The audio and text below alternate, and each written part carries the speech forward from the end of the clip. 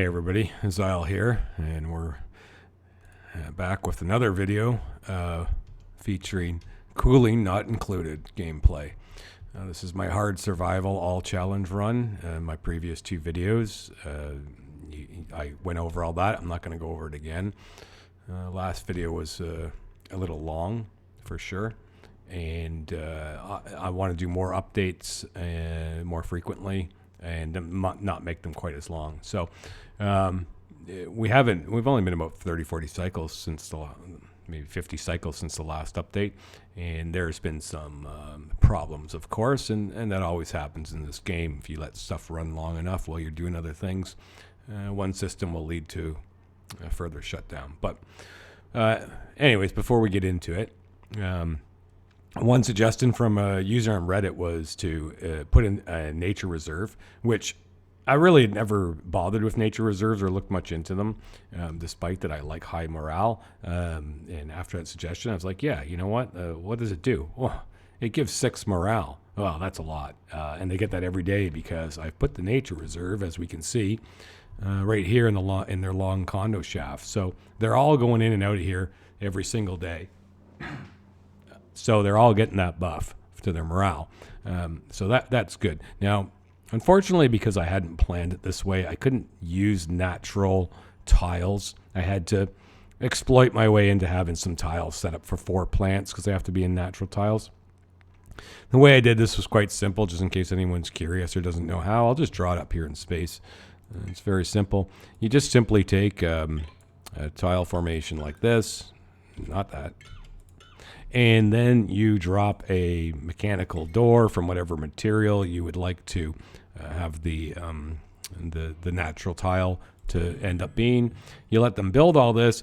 You deconstruct the door, and right in this center spot here, there will be, just like there is here, whatever material you made, which will be considered a natural tile. It says space exposure, and you can kind of see the space exposure, but it's not taking and sucking oxygen out, so you don't have to worry about that. So anyways, if you do that, then you can go ahead and delete the tiles. The door will be gone, and then right here there would be, just like you see here, one of these. So that's an easy way to have to do that if you haven't thought it out in the beginning. In future gameplays, I'm always going to think about Nature Park, build it into my general design, and leave the natural tiles there so it's more authentic. But in this case, I felt the exploiting nature of it was worth doing. So also, I have added the cuddle pips. Now I'm getting cuddle pips. I'm making sure that I have one in the incubator room, just to give that extra buff. Well, it hasn't happened this cycle, but it gives where cuddle gives 400%. Or Lullaby gives, 400%. The cuddled by this creature gives 100%. So it's just a little bit of a boost. Reason why that things have gone to hell in a handbasket, because I was planning to go, as you can see, I got to get into space. Resources are running out. I need Drecos. I need plastic in order to start to really get moving forward. So what am I doing here before I get into all the disasters that have occurred? Basically, I'm going to use the geothermal system to more or less heat up this water, make steam, fill up this with steam for fuel, as well as have a gas storage for steam. So if I do land on another planet, I can then quickly build pipes and fill the engine back up. It'll give me more ability to reach farther out. So that's kind of the plan. I haven't built the inside yet or anything like that. I was just getting started on that, just put in the steam system, which I'll talk about next. Basically, it's like this. There's automation that says when this is not hot enough to make steam, these doors are closed. And so here you have 1300 degrees. It transfers up, it transfers up, it transfers up, it transfers up.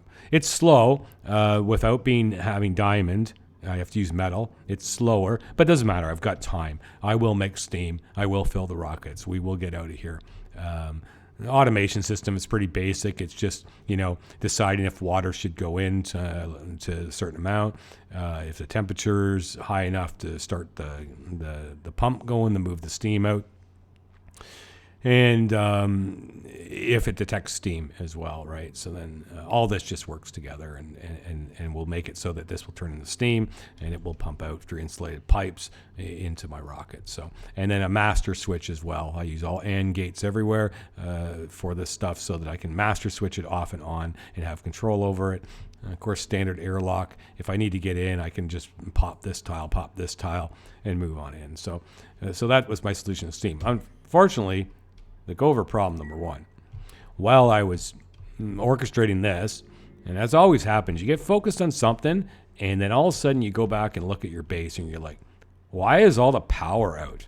What is going on here?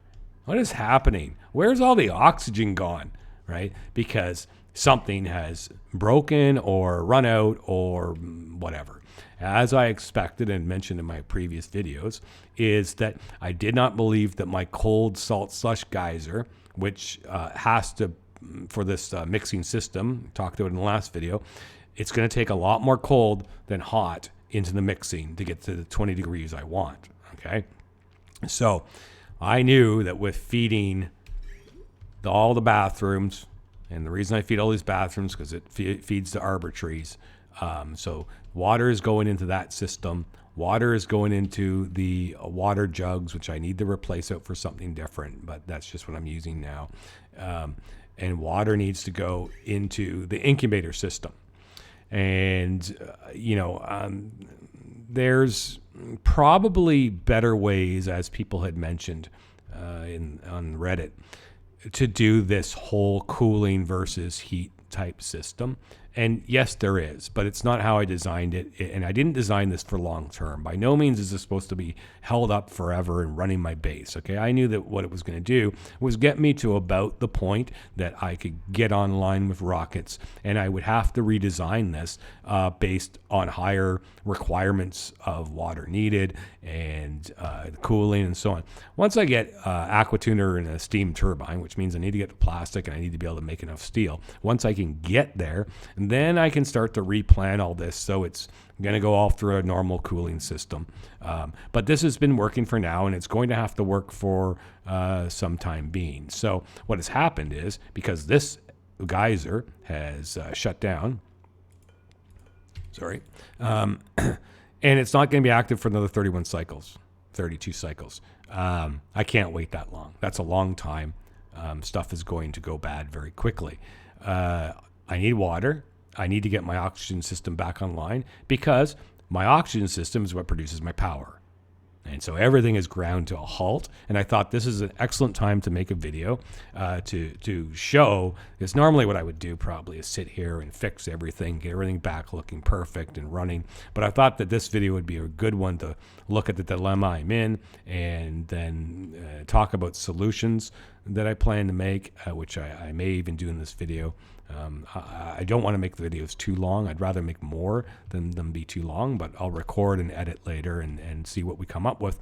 But that has to be solved. So we'll talk about those solutions in a bit. The other system I put in was to be making metals. It's very inefficient, of course, to be using the rock crusher as a means of making metals, because you lose half of the quantity. So now I had put a metal refining in that was going to be able to make me iron and copper when I need it, as well as I need to make steel. So I have two of them in here, and I just show you the design I use. The first basic thing is light bulb. It increases the speed they do things, and the plates that will turn it on when they stand here and operating it. So that's a very simple system, very easy to have in automated. As you can see, it's just two pressure plates run up to the light. Simple and done. This is the spot they stand at. Next is, how am I running this stuff? Well, first is the power. Let's look at the power. So I have just gone and tapped off the main system, and then of course run into a large power transformer, because I want to have to be sending 2K out. So I've got the 2K wire put in. So it goes to a battery. Under normal conditions, when everything's firing, what happens is this battery fills up, and then the automation from the battery tells the power switch to turn off because it is full enough. And I have that set to 95-15. So when it hits 95%, it shuts off the power. Okay. When it falls down to 15 and it turns the power on and starts bringing in power, it will not activate the green signal output until it hits 95 again. So this thing just fills up and then tells itself to turn off. And the reason I do that is because I want to preload the power for when they go and operate one of these refineries. And there's enough juice in a battery to fire through one cycle on one of them. The way I have this set up, these will never operate at the same time.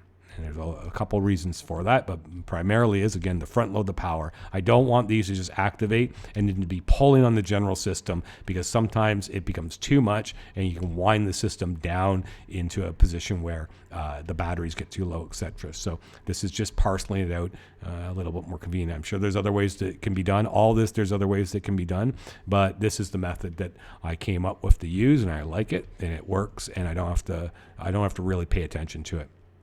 So as we know of metal refineries, and a problem that a lot of people have is water comes in wherever your water source is as the coolant, as they call it, for the refinery to make some metal. And depending on the metal you're making, the output that needs to go out of the output pipe will be of a temperature that is higher than the input.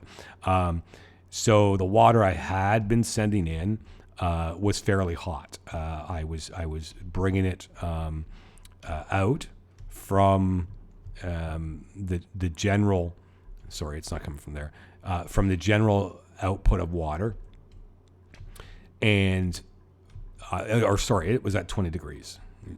So it's coming in at 20 degrees. It's getting heated up depending on the metal being made by which system.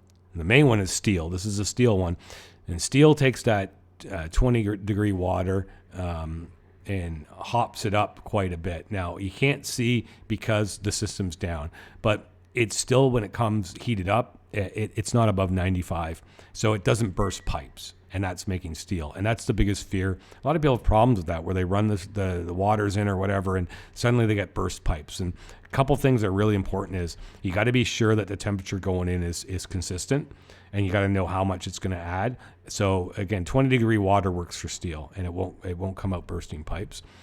Temp shift plate to just help disperse a bit of the heat and stuff works. It's hot in here, but it's not hot enough to burst pipes.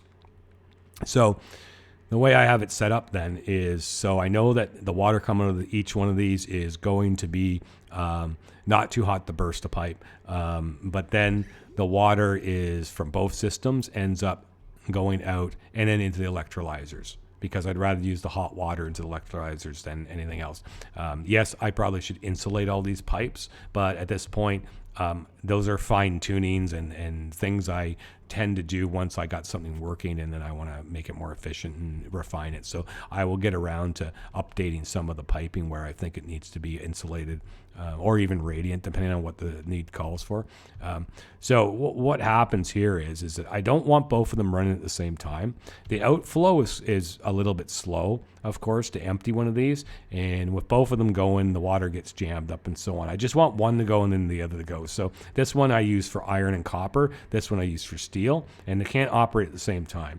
The automation is set up so that if this output pipe is empty, then the power transference is cut off. But once it's full and it's draining itself, then this one is allowed to be activated because the power kicks in and there's power, and they'll come and do this one. So one is emptying, and while the other one is they're making the piece and then it begins to empty. This one usually is then emptied out.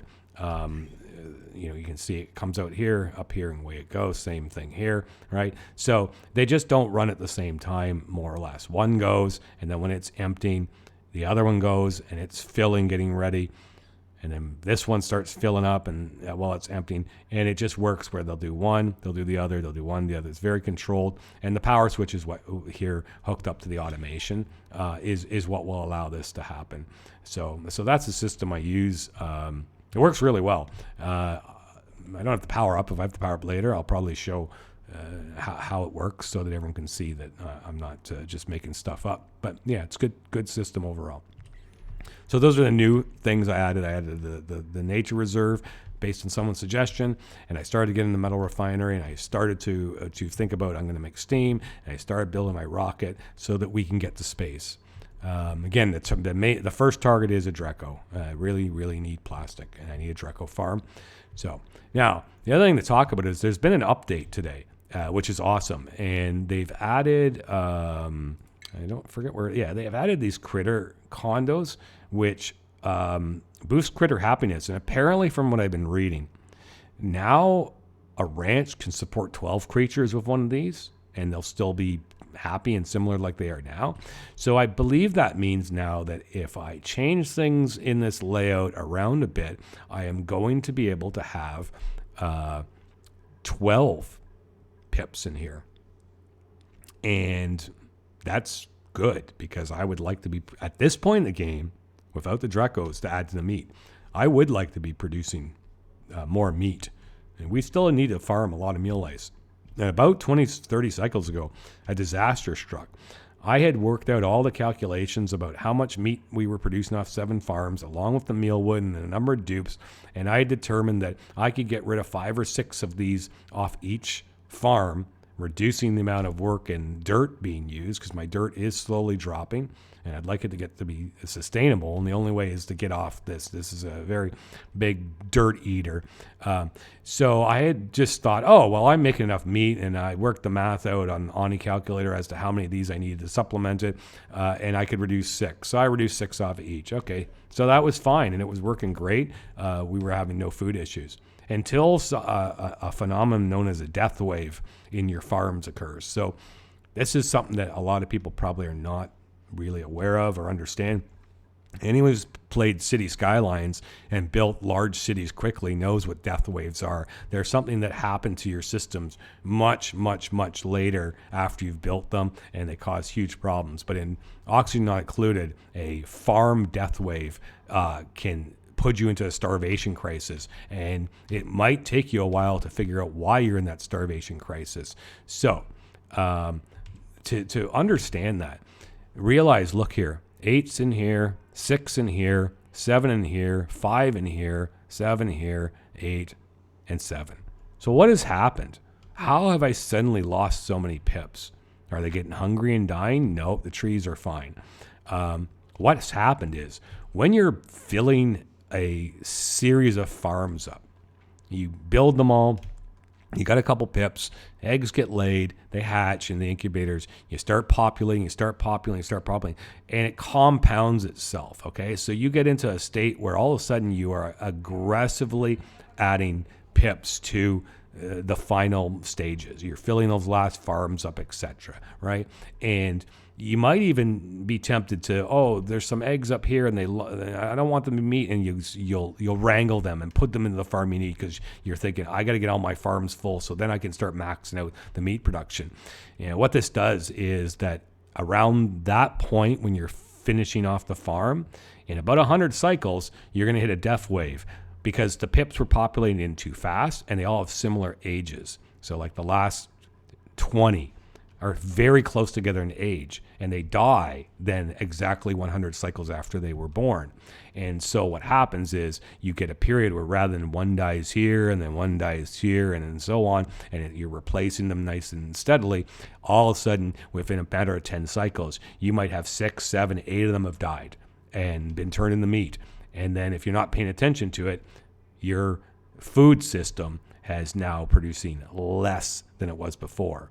So now before, when I had, as you can see, 18 of these, that actually, with 18 on every single one, is enough meal lice to feed 16 dupes on Ravenous setting.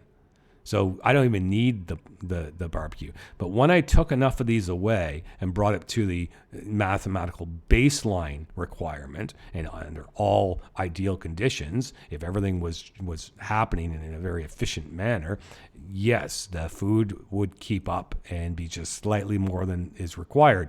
But the problem is that is subject to a death wave. And so right around the time that I had decided to stop farming as many and try and calibrate it, I got hit by the beginning of the death wave, and all of a sudden I was starvation. I'm like, oh, wait a minute, what's going on? And then it hit me, oh yeah, the death wave thing.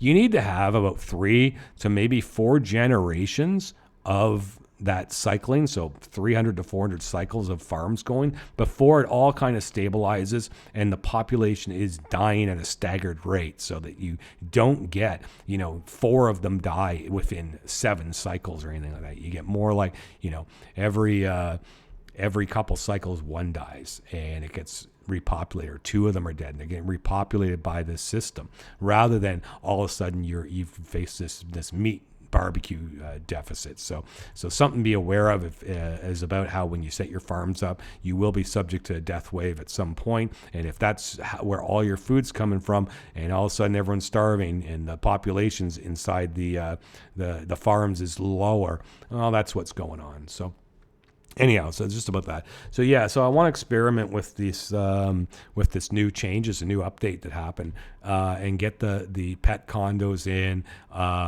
I think I'm going to have to lower, and I'll have to redo some of this because I do want to get rid of a couple of these farms. So I'm going to have to lower stuff because I believe for them to reach the top branches to eat them, the tiles have to be only 3 high. So I think that they have to be 1 set lower or they can't feed off these top branches. I'm not sure. I'm going to do some more research and experimenting.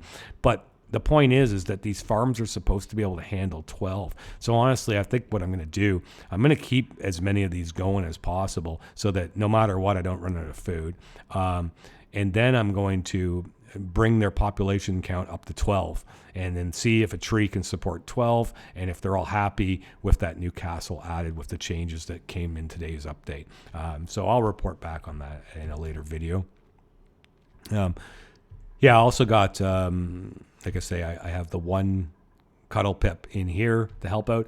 But then I've been adding them in over to this main hallway because it's quite a good little buff that they can get off if the dupes ever hug any of them. So I figure, I'll probably get like 8 or 12 of them just roaming around in these hallways, and the dupes will hug them when they feel like it, and they get a buff off of it. So buffs are good.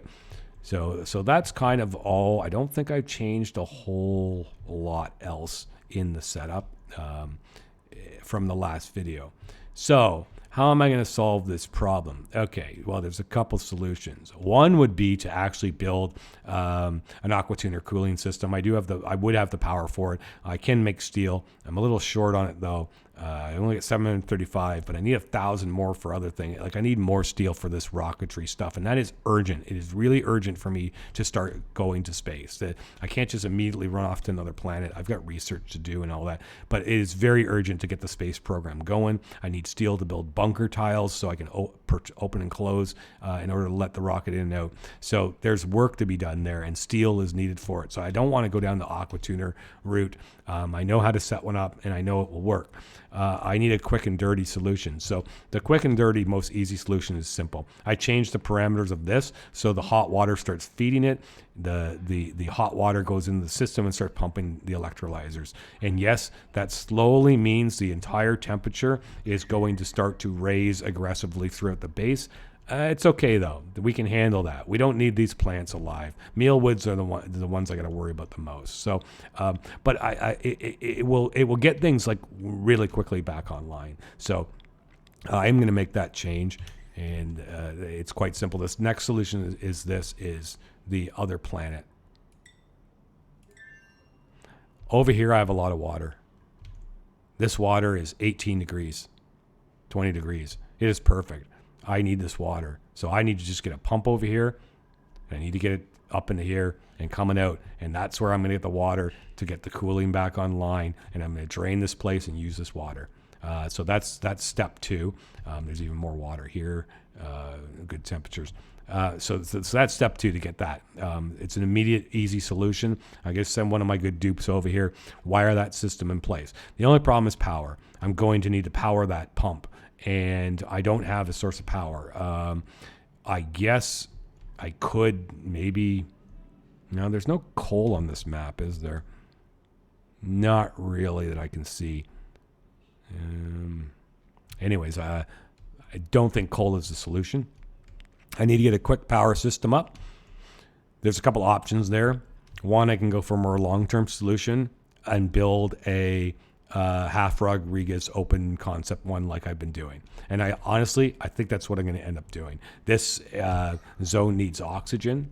There's still some around, but it could use for me to be starting to pump oxygen into it. And also, we are going to start to harvest stuff out of here as well. Like, we're going to keep on tearing this planet apart and shipping all the goods back. So what is going to have to happen is I'm going to have someone start to live over here as a caretaker. Just someone to do the basic stuff, but to permanently live over here. And it won't be one of the existing dupes. It'll be a new one. So I'm going to start looking at the options offered and pick a dupe to come over here. It's going to be quite simple. Going to set up, the necessary number of mealwood farms, and that's what they're going to eat. And they're going to eat meal lice and grow farms, and the water is just going to have to come from this map. There's a steam vent on this map, but I'm not prepared to tame it or deal with it right now. But if I have one dupe over here, and a half Rodriguez open face one going, then what's going to happen is the hydrogen will power the whatever power I need, and the oxygen will just freely flow out wherever it's needed. And then what's going to happen is it's going to pressurize. It's going to pressurize too high, and I cannot vent it to space. So because of the magma ceiling on this thing. So easy solution though is it's quite cool over here for now. So because of all this, and I think I'll enjoy that cooling for a while. Easy solution is I'm going to pump the oxygen back into my other base. All right, I'll have the power for it. So now clean water, cool water, and clean oxygen. This entire area, which I used to laugh at and say is a messy hellhole, which it kind of is suddenly going to be providing oxygen and water, and primarily cool water and cool oxygen into my other base. And then, of course, if the oxygen coming in ends up pressurizing, as it will, then it's the same as all the rest of the oxygen. It is going to end up getting vented out through my system. If I make too much oxygen and the pressure's good, then I just vent it because I have nothing else to use it for right now. So that closes the whole loop. Now, how to wire that in dirty? That's a lot of work. I don't want to use this water for the electrolyzers for very long. I need to get off it fast. So all priorities now are going to be going towards setting that system up, and that's what's going to happen. So probably quick and dirty is going to be to bring that water in. And because desalinators, I believe that if they get water fed into them, they just pass it through. I'm 99% sure that's how it works. I'll double check before I do anything. But if that's true and water will just pass through their systems, then I'm simply going to bring that water in and dump it into here for now. For the next 30 cycles, and just to do it fast. Yes, I'll change it to a storage tank later, but I don't have time for that. I want to get off. We're going to get on this. We're going to use this water to get things going again. And then I'm going to be building over in the other base and getting that water pumping in here. And when that water's in, that's the cold water. Things will all be getting stabilized as we wait for this to come back online. Then once I'm satisfied with that, I know we're getting close to getting online, I'll reduce this out so I can sweep it out again, and it can go back to being the salt water. And I will start probably storing the water over here just to have it on this side of the world, and drain the other map of pretty much the majority of the water. I have to leave some over on that side for various reasons. So that is kind of the plan going forward to deal with the disaster that has struck and to get things set up and back online again. And then also I will, if I can, as the materials present themselves, I do have access to more copper. Copper can make copper and copper ore, but I don't have iron. And so the only way for me to get iron is get things set back up, start mining out some of this rust and making more again, which I will do so I can make steel to continue with this plan. And I just can't dedicate it to Aquatuna right now. And I would really like to have a steam turbine in place. I don't need it, but I would like to have it in place if I'm going to start to use Aquatuner in order to cool this. I could have used, if I'd known kind of what was about to happen, instead of this system, which I didn't use that much steel for, but instead of this, I could have done an Aquatuner into steam system and cooled it and so on. That's not the route we're going. I'm going with the plan like I've described. I think it's going to work. And I'm really I really want to get the other side and start using the resources over there to help support the space and buy me some more time until I can get the space and get my hands on a Dreco and maybe start to think about how I can acquire the metal resource materials that I need from somewhere else. Because I'll have to expand to other planets. And it might only be a couple dupes on every planet, but I'm going to have to expand, and some kind of shipping system is going to have to occur. But step by step, I have immediate things I need to deal with. I have long-term or short-term things I must deal with. I have a medium-term, which is I want to get the pips with the new update stuff going. And then long-term, start using a proper cooling system with an aqua tuner so I can use all this water, use this water as required, and use the steam vent, tame the steam vent on the other world, and be pumping that in. And then once my water issues are completely solved, then the base will be into more of an infinite mode. Long term is get to space, start to expand, start to mine resources from other worlds and from asteroids and from the various anomalies that exist out here, if any of them present themselves as being good. Because one of the achievements is you have to drill like a certain amount of units. So I will have to, just to do all achievement, I'm going to have to do drilling. So I might as well be going out and drilling for metals that I need and so on early on. So anyway, so that's the update as to where we're at and the various things that are going on. I don't think I can I'm comfortable enough yet to be playing while I'm commentating on a video, because I tend to just want to talk about what's going on. And if I start to play, I just don't think I'd be talking that much. So I think it's better that I wrap this video up. That's the quick and dirty update. And I'll probably drop another video tomorrow after I've gotten past this dilemma and get to like the next phase, because it's the weekend and I'm probably going to play a lot, and I think that I'll be ready to do another video to update everyone past this point and show you what solutions I came up with and take it from there. I'm not probably going to, I've been posting links, the videos on Reddit and the Oxygen Not Included subreddit. That was good for the first couple. I don't really think that's though how it's going to. I don't want to spam that forum with links to YouTube videos, and so I did it for the first two. Now I'm just going to start posting the videos, and there's enough awareness out there. They'll get the views they get, and if things grow, they grow, and if they don't, they don't. But I think that the best approach now that I'm getting comfortable doing this is making regular videos, making one a day or one every 2 days, making them around 25, 30 minutes long, because, an hour is a long time for me to talk. And I just rather do more videos more frequently that are shorter and get them out there. So I think that's going to be the focus over the next few days. And hopefully that alone, people who will find them and who are interested in watching them, and maybe it will grow into something bigger than it is. So anyways, thanks for watching. Really would appreciate anyone who subscribes to my channel. It costs nothing. It means nothing really to you. It just means that you might see my future videos pop up in your overall feed on YouTube.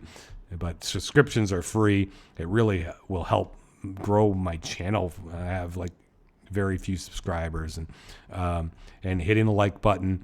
I really thank every single person who does that, who subscribes or hits the like button on my videos, or even leaves a comment, because we all know the YouTube game. All those things help your channel to get into more people knowing that they exist, who might be interested in watching them. So anyways, everyone who's commented on Reddit, commented on my videos, watched my videos, giving me feedback, I appreciate it all, and I hope everybody has a good weekend. Thanks a lot. I'm out.